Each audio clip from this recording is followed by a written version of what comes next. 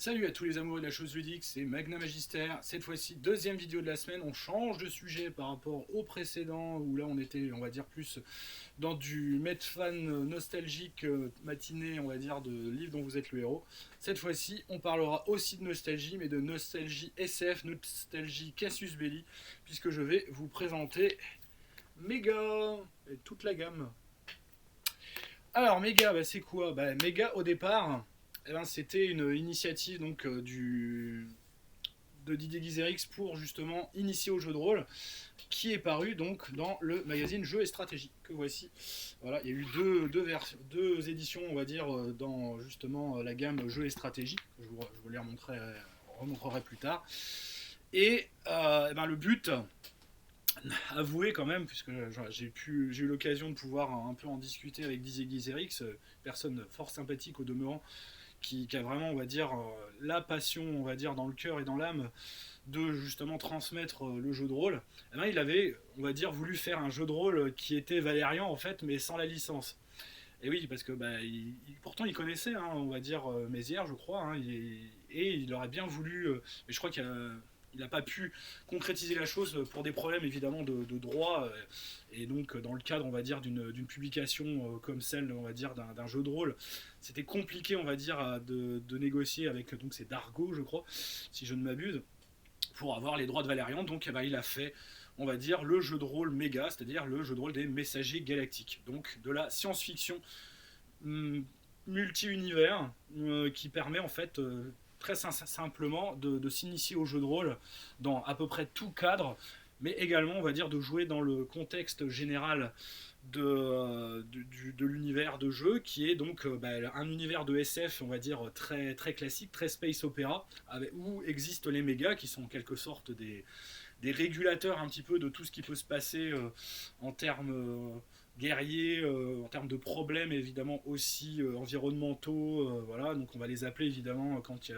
y a certaines guerres qui sont insolubles parce qu'ils ont les meilleurs diplomates, on va les appeler quand il y a des soucis, on va dire, avec, je ne sais pas, une étoile qui va se transformer en supernova, on va dire, une race extraterrestre particulièrement belliqueuse qui menace, on va dire, une civilisation. Voilà, ils vont donc être de près ou de loin, même s'ils sont très discrets, parce que bon, voilà, l'Assemblée Galactique, qui est donc la grande organisation qui essaye de maintenir l'univers, à peu près, la galaxie, je parle d'univers, mais c'est l'univers de jeu, hein, qui essaie de maintenir la galaxie de manière à peu près cohérente, et en tout cas de faire en sorte que tout soit plus ou moins pacifié, va tout de même avoir besoin de gens discrets pour régler, on va dire, des problèmes bien spécifiques. Et surtout, ils vont avoir la possibilité de gérer également des problèmes dans les univers parallèles. Et donc on va pouvoir jouer dans n'importe quel type d'univers qu'on pourrait imaginer. On le voit d'ailleurs, vous le verrez à travers les scénarios, surtout les scénarios du 3, enfin de l'édition 3, mais aussi l'édition 5, hein, donc 5e paradigme, qui nous offre vraiment plein de choses diverses et plein de modes de jeu variés pour l'initiation, mais aussi, on va dire, pour jouer vraiment réellement dans le contexte de Mega. On a, on va dire, un univers qui est, moi je pense, plutôt fouillé, qui est vraiment très développé, on va dire, dans la version 3, dans la version 4, dans la version 5. Pour l'instant, avec la gamme qui existe, on a surtout de quoi, on va dire, faire de l'initiation au jeu de rôle, et évidemment aussi, voilà, pour ceux qui connaissent en tout cas le jeu, y a de quoi faire, mais on va dire, voilà, il nous manque peut-être quand même un développement plus conséquent de l'univers. Mais j'y reviendrai. Alors, à la base, donc Mega nous offre en fait, voilà, un hors-série. Donc celui-ci est donc de 84, ça nous rajeunit pas. On avait donc, voilà, pour cette première édition, donc 25 francs, hein, c'était pas très cher, hein. On a donc un hors-série dédié uniquement, on va dire, à ce jeu, où donc on est vraiment dans un souci de faire connaître. On est quand même en 84, le jeu de rôle est très neuf par chez nous. À l'époque, il n'y a pas grand chose qui soit disponible à part, on va dire, Légende Celtique, enfin Légende, le système légende, l'ultime épreuve, et on va dire Donjons et Dragons évidemment, et ADD. première édition, Cthulhu aussi, Elric, normalement ça doit être aussi dispo. Bon, il y a surtout des jeux en anglais, donc bah, on veut faire connaître le jeu de rôle à travers cela, bah, on a en fait une mouture assez simple. On est plutôt, on va dire, dans cette première édition, entre guillemets, plutôt, on va dire, dans la logique du basic role-playing, justement, avec donc des caracs, ça c'était la feuille de personnage telle qu'elle existait, des caracs et des compétences exprimées en pourcentage. Donc c'était pas du, on va dire, le plus simple, mais allez, pour l'époque, on va dire c'était quand même le plus adapté, on va dire, pour essayer d'initier au jeu de rôle. Il y avait un encart, donc je ne l'ai pas détaché, donc je vous le montrerai partiellement avec une carte, on va dire, quadrillée et des pions à détacher. Il n'y avait pas d'écran. Donc voilà, c'était la première mouture. Un jeu, on va dire, vraiment voilà, paru dans un magazine, donc ça a été un très gros tirage. Hein. Alors je ne sais pas si c'est celui-là, je pense que c'est le numéro 2 qui lui a eu un très très gros tirage et du coup qui est disponible à pas mal d'exemplaires, même si bon, faut quand même se le reconnaître maintenant, ces versions-là, bah, elles sont dures à trouver et elles sont très chères. Hein. Les gens ont spéculé dessus comme des gros vilains. Donc voilà, si vous voulez les retrouver, c'est quand même assez compliqué. Moi je ne les ai jamais maîtrisés évidemment. Parce que je les ai juste achetés pour la collecte, pour avoir vraiment toute la gamme complète de Mega et me dire, bah voilà, moi j'ai le 1, le 2, le 3, le 4, bah, il existe en version PDF, je ne l'ai pas fait imprimer, mais ça existe en tout cas. Il est trouvable gratuitement, hein, d'ailleurs la version 4, il est, au niveau du BG d'ailleurs, il est plutôt vraiment cossu. Le numéro 2, lui date donc de 86. Et offre donc un jeu de rôle, bah, c'est le développement en fait du premier, le revu et corrigé, avec cette fois-ci un écran. Et oui, il y avait un écran. Et donc oui, il n'est pas détaché non plus. J'ai vraiment une version, je dis pas mint, mais en tout cas avec on va dire tout son matériel dedans complet. Et donc l'écran, c'est dessin. Donc oui, alors il y avait quand même des gros noms hein, qui étaient déjà dedans. Donc il y avait déjà Roland Barthélémy évidemment, Thierry Ségur, Stéphane Truffert, Olivier Vatine, qui sont évidemment des gens qui ont bossé beaucoup on va dire, Cassius Belli en particulier. Et donc est-ce que j'ai la signature? Parce que là j'arrive pas. Oui, ouais, c'est vrai, bel et bien un écran de Ségur. J'avais un doute. Et donc c'est Thierry Ségur qui a fait, on va dire, l'écran donc, de cette version 2. On est sur le même système de jeu. On a également, en plus de l'écran, donc des pions cartonnés quand même à découper qui étaient encartés dans la couverture. Et voilà à quoi ressemblait. La feuille était sobre. On était quand même sur, on va dire, du jeu très tradi, très dans l'esprit de l'époque. Hein. Faut quand même le reconnaître. Mais on avait en tout cas ce souci d'avoir un magazine, on va dire, très grand, à grand tirage, à fort tirage, qui offrait en tout cas la possibilité justement de s'initier au jeu de rôle. Et ça, en 86, bah, c'était plutôt une très très bonne initiative. Ensuite, eh ben, on a le hors-série numéro 5, Cassius Belli, que beaucoup doivent connaître. 92. Voilà, des problèmes, on va dire, éditoriaux, justement, pour que la chose sorte, qui sont quand même assez abominables, qu'on fait que bah, cette version-là était tout de même buggée quand elle est sortie, puisqu'il y a eu le fameux crash de disque dur quelques jours avant la sortie du magazine, qui leur ont obligé de refaire tout à partir d'une vieille version. Je me souviens, ça avait été un drame terrible, avec un écran. Donc là, celui-ci était signé, donc comment s'appelle-t-il déjà? Son nom va m'échapper, mais vous avez reconnu son style. Il a aussi été, on va dire, dans Cassius Belli, il a fait pas mal d'illustrations. Ah, Damned, c'est quand ça veut pas me revenir, hein. C'est terrible quand même. Donc il y a toujours évidemment les dessins de donc Olivier Vatine pour la couverture, Fred Blanchard, Roland Barthélémy, Didier Guizéric, Cyril Dojean et Jean-Marie Noël, ouais, pour les illustrateurs. Donc ça doit être donc là j'ai terriblement de. Donc c'est Fred Blanchard. Hein. j'ai un doute. Parce que je ne sais plus. Alors, franchement, je ne sais plus comment il s'appelle. J'ai un trou de mémoire et pourtant, je l'ai cité son nom, je sais, il n'y a pas très très longtemps quand j'ai parlé justement comment dire, d'Athanor, parce que c'est lui aussi qui a illustré Athanor. Je vais faire une recherche rapide parce que j'ai quand même j'ai la honte. Hein. Alors, c'est tout de même terrible d'être à ce point, on va dire, à avoir des trous de mémoire comme ça en direct. On va vraiment finir par croire que l'Alzheimer me guette. Alors, méga. Non, c'est donc. Je vais rechercher par Athanor. Ça sera plus simple.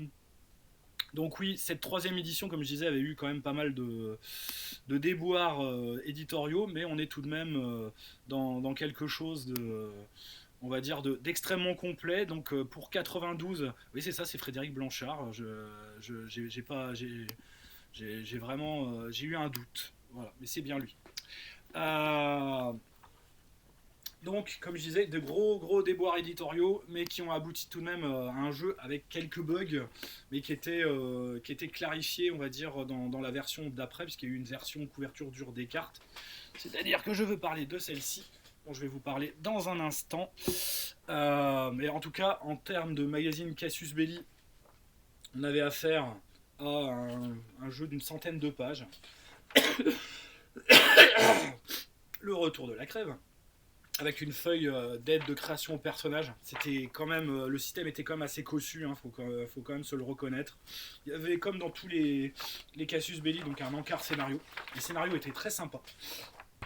Au tout premier, l'escapade, où concrètement on part à la poursuite d'une princesse dans un univers un peu neigeux, une ambiance un petit peu Compagnie des Glaces, transpersonnage et tout ça, c'était plutôt sympa. Bon, voilà, il était une fois ou deux fois donc sur on va dire les contes de fées, c'était un petit scénario d'introduction très court, très sympa, et un scénario un peu plus long, So Long Baby, où là on a quelque chose on va dire d'un peu plus étoffé en termes d'intrigue politique, où voilà, et surtout des idées de scénario.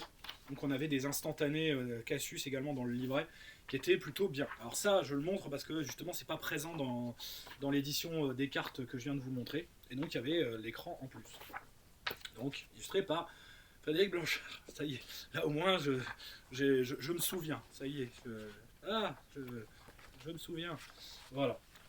Et donc, on avait affaire à un système où là, on n'était plus dans les pourcentages. On avait en fait une table à double entrée avec le niveau du personnage actif et la difficulté, qui donnait, on va dire, également quand même si un pourcentage, mais c'était pas un pourcentage direct, hein, c'est ça que je voulais dire, c'est qu'on avait une carac et une difficulté, ou une valeur de résistance, qui donnait un pourcentage avec également voilà, des décollages sur les colonnes pour calculer la marge de réussite. Le système en lui-même, il était assez simple, mais il était présenté d'une manière qui donnait vraiment pas envie. Les tableaux, voilà, donc ça c'était les tableaux des armes, déjà ils faisaient un peu peur, mais ce qui faisait surtout le plus peur, alors que pourtant c'est juste une manière de présenter les choses qui était certes pas très, on va dire, qui était pas très, qui était fonctionnel, mais on va dire voilà, c'était ça. Le tableau de création de personnages. Regardez-moi ça, quand même.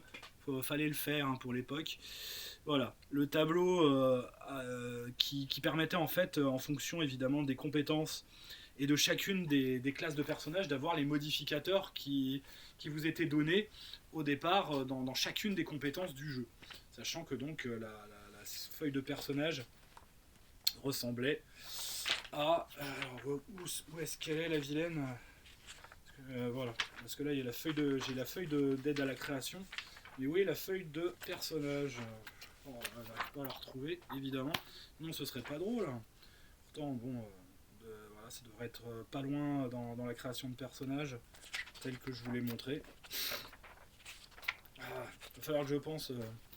Voilà, donc c'était double feuille. Donc, j'avais fait des créations de personnages.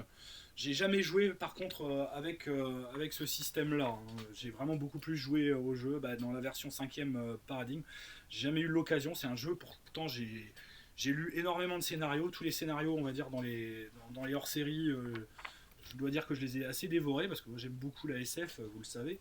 Et c'est un jeu, voilà, j'avais préparé les scénarios, j'étais au taquet comment dire pour y jouer, mais j'ai jamais trouvé le moment ni le groupe de joueurs pour jouer à ça. Et donc justement il y avait la pub euh, derrière pour la version des cartes couverture dure où là donc on devait avoir juste une campagne qui devait être paraître de manière, mais en fin de compte ils ont fait mieux que ça.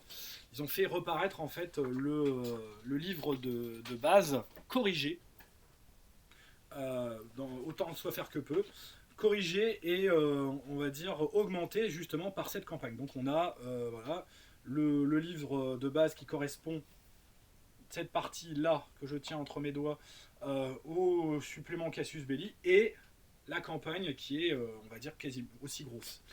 Et donc là on a une nouvelle fiche de la création de personnages, une nouvelle feuille de personnages corrigée avec quelques petites boulettes, les carnets du Major McLambert qui donnent plein d'éléments très intéressants sur l'univers de jeu. Voilà, avec du nouveau matériel de mission, le développement de la cybernétique, voilà, et la campagne du voleur d'Igol, qui est, on va dire, une grande campagne très, on va dire, d'esprit, on va dire, très héroïque. Donc on va aller dans plein de mondes, hein. Vous voyez, il y a le schéma qui nous indique les différents mondes dans lesquels les mégas vont transiter, puisque bon, ils ont, on va dire, deux pouvoirs évidemment. C'est vrai que j'ai oublié de faire un petit point on va dire sur l'univers. Donc les mégas sont des agents de messagers galactiques et ils sont les seuls à posséder on va dire des pouvoirs évidemment spécifiques que sont donc le transfert et le transit. Le transit leur permet de voyager donc de tétraèdre en tétraèdre, voilà, pour en fait aller d'un monde à l'autre mais aussi d'un univers parallèle à l'autre. Voilà. Et le transfert, ils peuvent en fait transférer leur esprit dans l'esprit de quelqu'un d'autre. Donc ils ont des pouvoirs psy latents.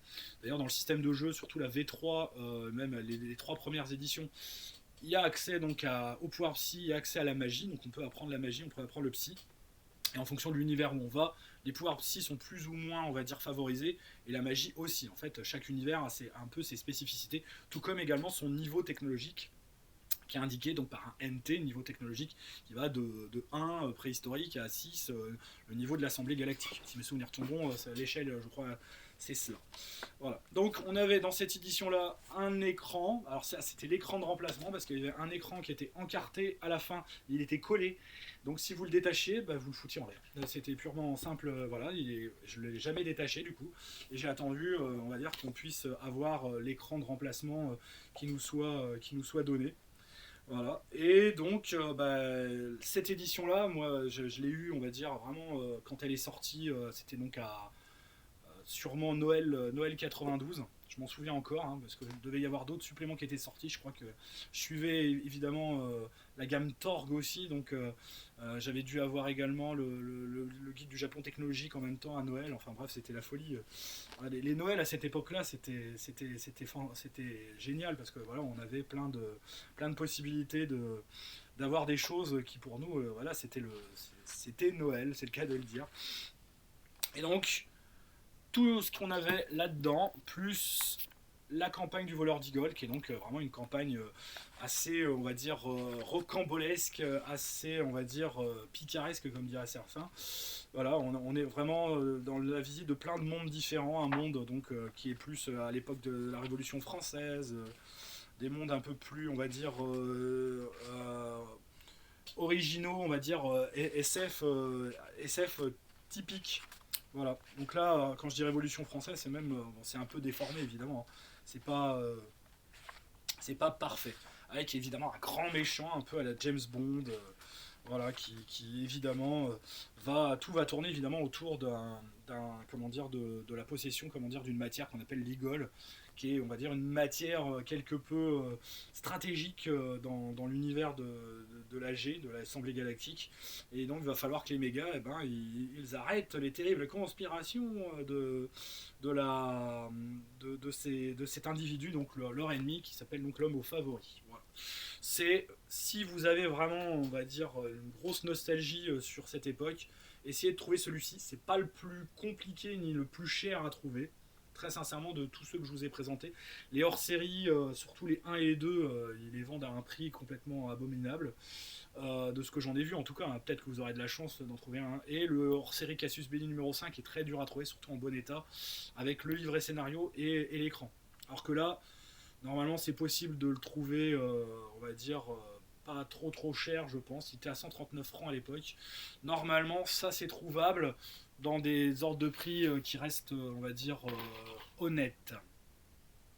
Puis on a eu une grosse pause, donc depuis 92-93, parce que je crois que celui-là il est sorti, donc c'était 93. Il n'est pas sorti l'année même, hein. Il a dû sortir un an après, si mes souvenirs sont bons.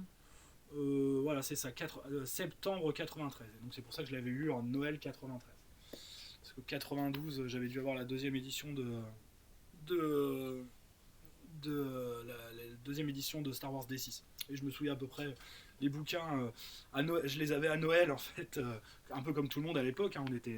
On n'était pas bien riches, mais on était motivés, et donc on avait nos bouquins à Noël, et donc on jouait à Terre de Légende avant d'avoir nos nouveaux jeux, puisque Terre de Légende, lui, était déjà sorti. Donc voilà, c'est des bons souvenirs, en tout cas, même si j'ai jamais pu trop transformer l'essai. L'essai, par contre, je l'ai transformé, donc il y a eu une 4e édition de Méga en PDF, donc qui est sortie dans le courant des années 2010. Il faudrait que je vous redonne la date exacte de la chose. Méga 4, qui n'existe donc que en version PDF, mais bon, qui est trouvable gratuitement, et qui est vraiment un boulot formidable en termes de, on va dire, de compilation sur l'univers. Il n'est pas référencé sur le GROG, ce qui est dommage. Bon, donc je ne sais plus quelle est la date. J'en suis désolé, je sais que je l'ai dans mes fichiers PDF, mais là, j'y ai pas accès, j'ai pas branché mon disque dur externe. Donc, une souscription qui nous a fait quelque peu rêver, qui nous a également donné une bonne dose de nostalgie, quand je crois que c'est en 2017 qu'a été annoncée la chose. Les éditions Léa, auxquelles collabore Didier Guizerix, décide donc de faire une nouvelle édition de Méga, donc Méga 5e paradigme, ce qui nous... Voilà, sorti donc, normalement c'était pour, je crois, Octogone 2018, si mes souvenirs sont bons, puisque j'avais réussi à avoir justement une dédicace de Didier Guizerix, avec qui j'avais pu discuter assez longuement justement de la genèse du jeu, voilà, auquel je rends hommage aujourd'hui. Donc cette édition... je trouve, de mon point de vue, pour l'avoir testé, parce que elle, je l'ai testé, au niveau du système de jeu, ça fonctionne. Je comprends aussi l'idée de la chose, c'est, voilà, il voulait aussi encore valoriser le jeu de rôle, et également avoir une version de son jeu faite pour l'initiation. Donc ça, ok. Y a pas de problème, sauf que le jeu reste quand même assez... dans sa proposition de base, il n'est pas compliqué, mais il y a plein de jauges à gérer, ce qui n'est pas forcément très évident, on va dire, pour des débutants au jeu de rôle, parce que voilà, on a 9 caractéristiques qui représentent donc voilà, les 3 domaines, donc esprit, corps, et éveil, c'est-à-dire c'est on va dire plus la sensibilité, les sens, et donc aussi les pouvoirs, on va dire les pouvoirs issus, on va dire, du 6e sens, et donc la préscience, les pouvoirs psy d'une certaine manière. Là, dans cette édition là, la magie disparaît. La magie, en fait, c'est des pouvoirs psy, du moins c'est tel que je l'ai compris. Par contre, le jeu en lui-même est très très didactique, donc c'est vraiment, on va dire, plutôt, moi je trouve bien étagé. On a vraiment une section vraiment qui est section initiation, où on a les règles de base, et avec un scénario prévu à cet effet. Après, donc, on a une section univers qui est, on va dire, plutôt complète, même si bon, je trouve que voilà, par rapport au matos qu'on avait pu avoir dans la troisième édition, je trouve que ça manque. Moi, il y a des choses qui, je trouve, manquent quelque peu quand même. Bon, après, c'est une synthèse, hein.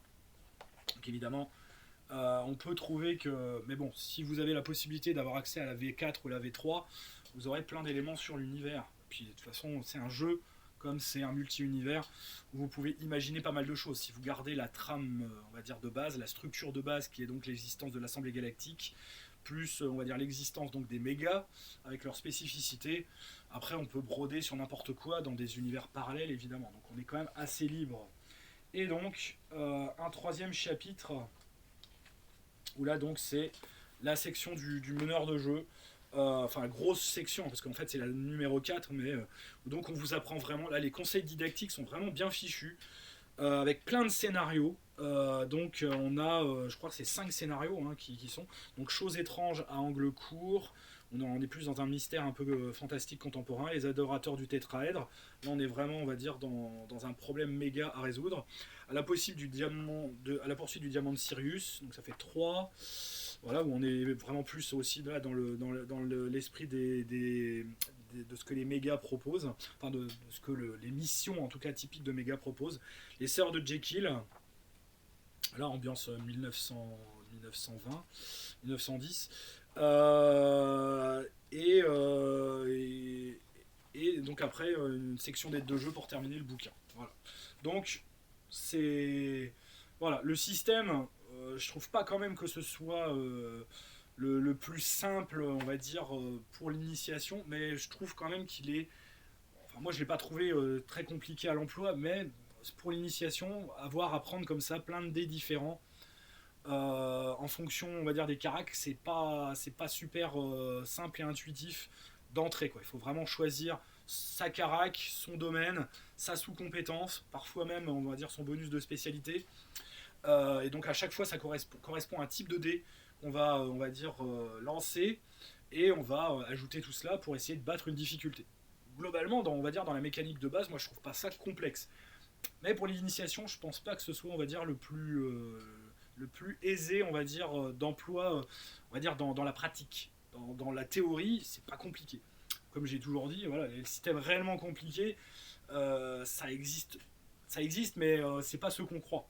C'est ceux qui, dans la pratique, en fait, demandent justement de la manipulation ou, on va dire, d'avoir à rechercher plein de trop de données et donc de perdre du temps, on va dire, pour la résolution d'une action. Ça, c'est ça, en fait, qui va créer une certaine, pas complexité, mais en tout cas une impression, on va dire, de lourdeur, quoi, on va dire, dans la résolution des mécaniques de jeu.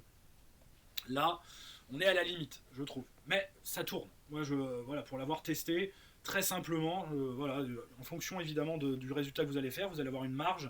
La marge va vous donner tout de suite quel est le résultat. Je trouve qu'il y a un truc qui est extrêmement intéressant dans le système de jeu, c'est qu'on a un système donc de duel où concrètement le but c'est pas de réduire la jauge de PV de l'adversaire à zéro et donc de le tuer, mais c'est de réduire sa jauge d'affrontement en fait à zéro. Et donc, en fait, on va le vaincre en duel dans la mesure où on va avoir l'avantage sur lui, de high ground, comme dirait Obi-Wan. Et voilà, et donc il s'avoue vaincu, il n'est pas mort, il est peut-être juste inconscient, désarmé, à terre, hors combat.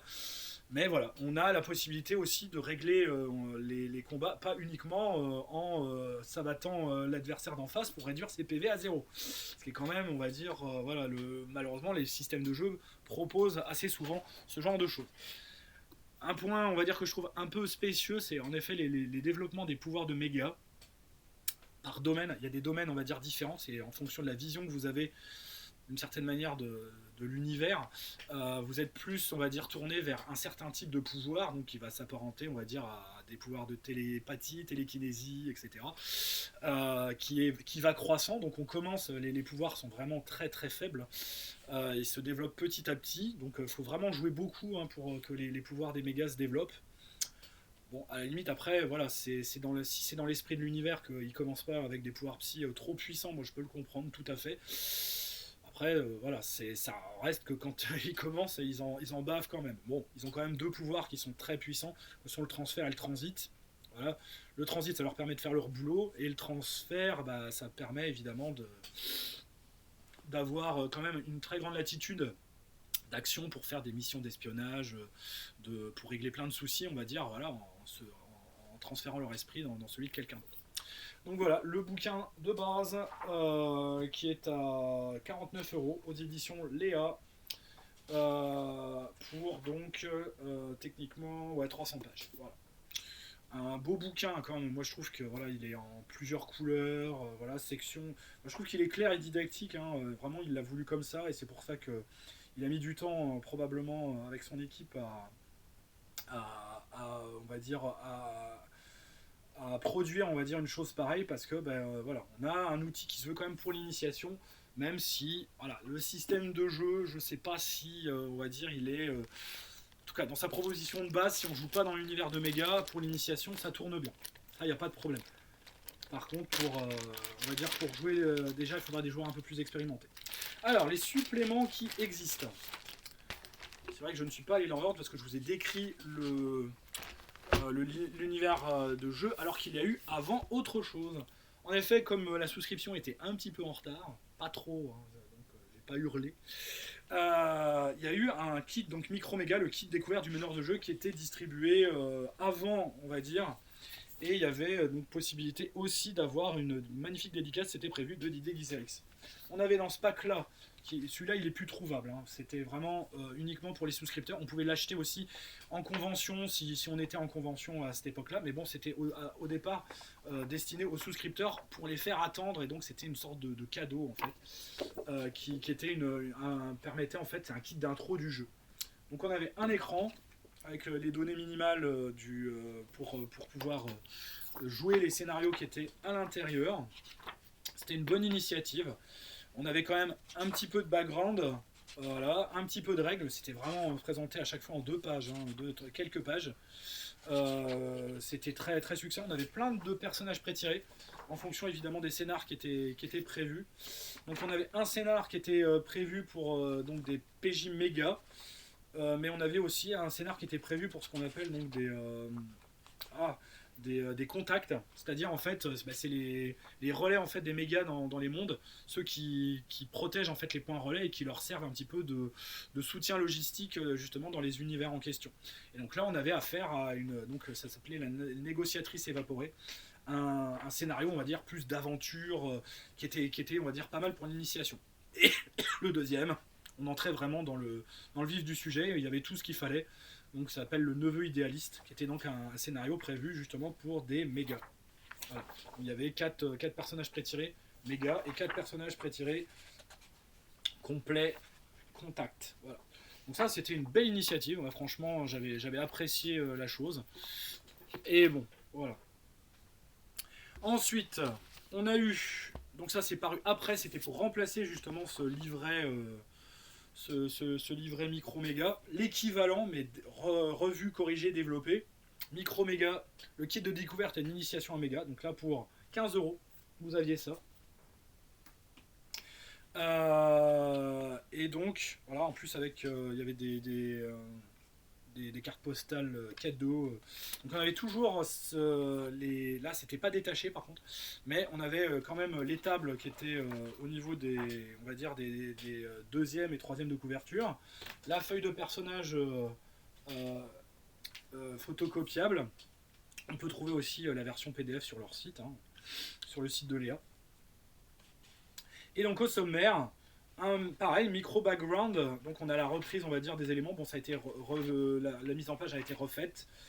Et là, on est plus vraiment dans justement la volonté encore de faire de l'initiation, puisque on a vraiment une prise pas à pas. Donc nano oméga justement, partie guidée. Donc là, on a vraiment une partie détaillée pas à pas pour aider le MJ à mener sa première partie de GDR de manière très simple, très claire, avec une mise en page tout à fait lisible. Voilà. Qui s'appelle donc un moment d'égarement. Voilà. Je vous présente donc le système de jeu en 2 pages. Voilà. Vous avez le système de jeu de base, donc les fameux points de mêlée, hein, dont je vous disais, que j'appelais voilà, pour les affrontements, pour vaincre son ennemi, et les points de vie. Voilà. Et vous avez donc un scénario qui est jouable. Donc c'est pas un scénario méga, c'est un scénario, on va dire, fait avec des personnages qui sont, on va dire, des humains normaux d'un univers parallèle d'une autre époque. Voilà. Après, on a de nouveau un petit peu de règles pour pouvoir jouer le deuxième scénario qui lui donc va être un scénario méga justement pour à destination des mégas. Donc on va retrouver donc voilà, le scénario justement le neveu idéaliste qui était dans le, dans le premier kit micro méga. Voilà, avec donc c'est les mêmes pré-tirés méga avec d'autres pré-tirés tout neufs ceci. Donc ça fait 8 pré-tirés quand même pour pouvoir jouer la chose. Oui, c'est pour le scénario 1 et le scénario 2 parce qu'il y a le neveu idéaliste et après il y en a un autre, un scénario qui lui est pour des PJ contact, pardon, sur la brèche 24 heures sur 24, 7 jours sur 7.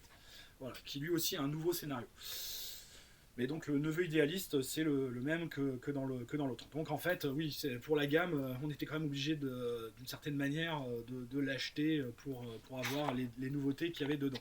Donc en particulier ce scénario, on va dire didactique d'initiation. Après donc on a eu l'écran qui est paru.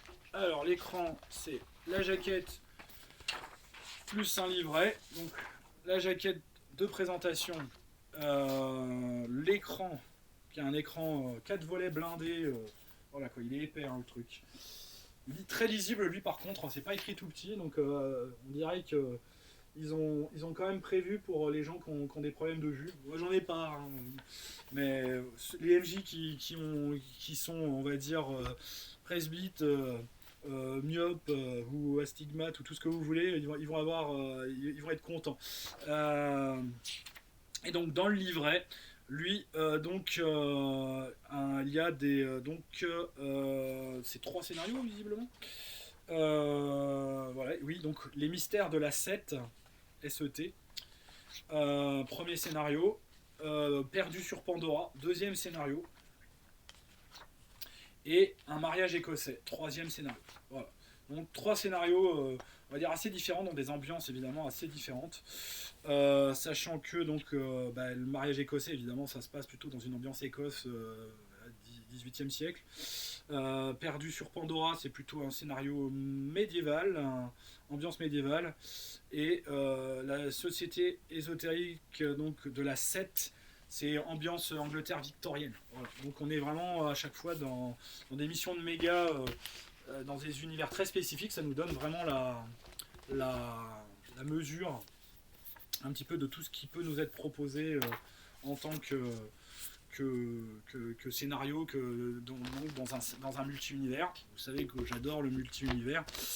Et c'est pour ça que voilà, le méga a quelque part, on va dire, un peu mes faveurs, même si c'est pas forcément le jeu que je maîtrise le plus souvent. J'en fais vraiment de temps en temps. J'en ai fait un il y a pas très très longtemps. Scénario, on va dire, assez classique. Voilà, où il y avait une planète où les mégas avaient l'habitude de prendre leurs vacances, qui était menacée justement par un vieux vaisseau spatial de l'AG, donc de la Frag, qui était complètement démantelé et qui était un peu, on va dire, une sorte de comète à la dérive, et la comète en question risquait de détruire leur planète de vacances. Donc ils ont été obligés de sortir de leur soirée karaoké et barbecue pour aller sauver le monde. Voilà. Donc c'est le genre de scénar que je fais jouer, et je crois qu'on avait bien rigolé. Hein. C'était très classique évidemment, voilà, c'était un peu ambiance film catastrophe, voilà, un peu comme Armageddon, ou on va dire tous ces films, on va dire, avec des comètes qui menacent la Terre, dont on en a eu plein dans les années 90-2000. Voilà. Ensuite, le dernier supplément qui est sorti, donc celui-là, il était dispo, on va dire, à Octogone, en octobre de l'année dernière. Il est sorti en boutique quasiment après pour 17€. Donc certains vont dire ah ça fait cher parce que le supplément il est pas bien épais. Il y a une trentaine de pages. Ok. J'en ai parlé d'ailleurs avec un de mes joueurs qui trouvait que c'était un petit peu rude quand même. 30 pages, 17€, c'est quand même voilà. Mais moi je trouve que le supplément est très intéressant. C'est certes le contenu on va dire est concis, mais je pense qu'il fait son boulot. Donc il y a d'une part les tableaux qui sont les tableaux de jeu. Donc ça s'appelle donc les réfugiés de Garkhan. Je vais quand même pas donner le.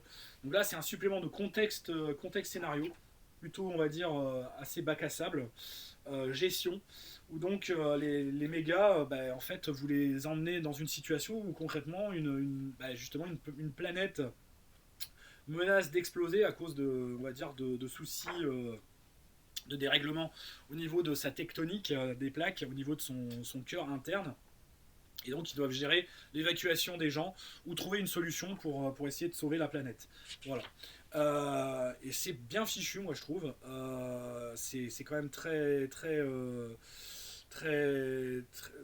complet.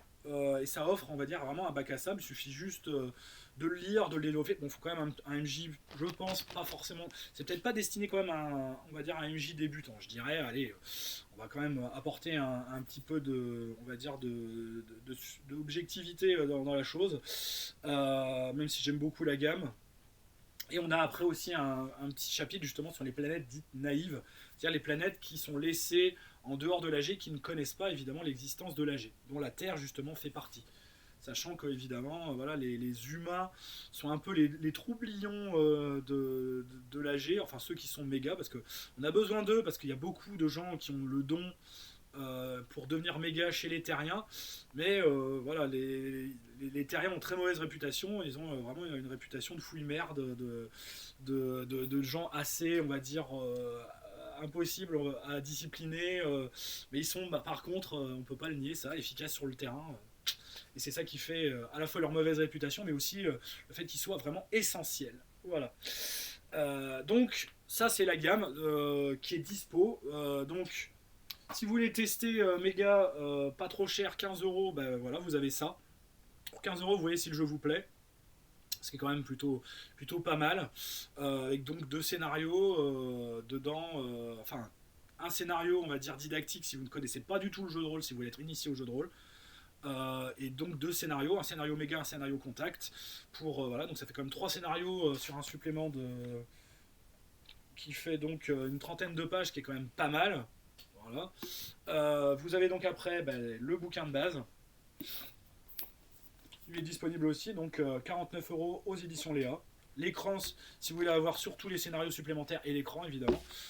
Ça valait combien l'écran? Attendez, je retrouve la plaquette, 24 €, ce qui n'était pas très cher parce que pour un écran blindé comme ça, généralement c'est beaucoup plus cher. Par contre, faites attention au livret, il est très fragile parce qu'il n'est pas à couverture dure. Et donc, voilà, c'est une belle gamme. Moi, je trouve que Léa fait quand même des bouquins plutôt de qualité. Voilà, il y a d'autres, il y a un autre jeu de chez Léa d'ailleurs que j'avais couvert sur la chaîne, c'est Star Marks, qui m'a énormément fait rire. J'ai pas encore réussi à le maîtriser parce que c'est un jeu, on peut pas le maîtriser avec tout le monde. Faut quand même le reconnaître. Il y en a qui peuvent se sentir un peu un petit peu, on va dire, mal à l'aise à jouer sur ce genre de jeu. Mais voilà, donc Méga, un jeu de SF multi-univers qui, je pense, voilà, fait partie de notre panthéon de jeux de SF mythiques, de par évidemment ses premières éditions jeux et stratégie. Donc ça a été parmi quand même les premiers jeux de rôle français. Voilà, son édition Casus Belli qui est quand même assez connue, l'édition Descartes aussi, que beaucoup ont dû connaître, mais pas forcément joué. Faut quand même, voilà, c'était des jeux qui étaient pas chers à l'époque. Voilà, le méga là ici, voilà, pour 139 francs à l'époque, c'était quand même pas cher d'avoir un couverture dure, sachant que le Casus Belli valait 49 francs. Donc voilà, c'était quand même pas trop onéreux à l'époque. Aujourd'hui, les magazines, ça vaut plus 49 francs. 49 francs, donc ça nous fait voilà, 7 € pour 7 €. Voilà, vous pouvez aussi trouver peut-être un magazine pour 10 €. C'est à peu près ce que ça vaut maintenant quand on achète donc un magazine de jeux de rôle, c'est environ 10 €. Donc là, pour l'époque, bon, oui, il y a eu l'inflation, vous allez me dire, ça vaudrait beaucoup plus cher aujourd'hui. Oui, mais vous aviez en tout cas un jeu de rôle complet. Donc voilà, ça faisait longtemps que je voulais faire cette vidéo, il fallait que je la place quelque part pour vous en parler, ça a été compliqué parce que j'aurais voulu le faire au plus proche de l'actualité pour la sortie du supplément, donc du fameux supplément, donc les réfugiés de Garkhan qui est sorti donc en octobre de l'année dernière, sachant que là donc on est au mois de février de l'année suivante. Bon, ça c'est pas non plus super, mais bon comme pas grand monde, voire même personne n'en a parlé, moi je voulais en tout cas en parler parce que bah, je pense que voilà il y a des gens le jeu leur a pas vraiment plu, ils ont trouvé ça un peu trop lourdingue, un peu trop, on va dire, inexpugnable, ce que je peux comprendre, hein, mais bon, moi j'ai pas trouvé qu'il était en tout cas ingérable à l'emploi. En tout cas, j'ai bien aimé me replonger dans cet univers de SF. Donc c'est de la SF, c'est du multi-univers, faut être en accord avec le genre. Hein. Je sais très bien que la SF c'est pas notre genre, on va dire, primordial, mais on peut faire du Medfan aussi avec, hein, si vraiment ça vous. Voilà. Et au moins avec un système qui, moi, je pense, tient la route. Voilà, donc c'était Magna Magister pour la gamme Méga et donc pour la présentation aussi de la gamme complète Méga 5e paradigme, donc la 5e édition du jeu mythique de Didier Guizerix aux éditions Léa. Donc bah, je vous dis à bientôt donc, bah, pour de nouvelles vidéos. Voilà, il y en aura donc la semaine prochaine, plus des petites surprises, puisque donc voilà, la semaine prochaine c'est le Fige. Donc bah, ne ratez pas, il y aura des vidéos probablement qui poperont pour vous parler un petit peu de tout ce qui s'y passe. Je vais essayer de couvrir ça de manière assez digne. Ça va être la première, on va dire, pour la chaîne. Voilà, on en reparle dans le live du mercredi. Voilà, allez, je vous dis à bientôt et jouez bien. Et si possible, bah, jouez à Méga parce que bah, la SF c'est bien aussi. À bientôt.